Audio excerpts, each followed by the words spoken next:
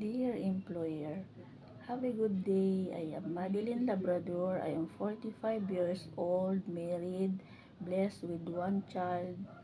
I am loving mother, caring, hardworking, trustworthy, dedicated. I am non-alcoholic, non-smoker. My work experience was in Lebanon for 4 years. Have 4 members of their family.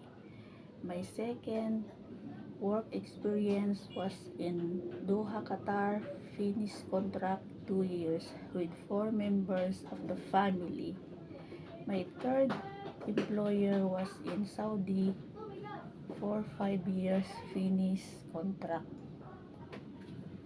with 5 members of their family.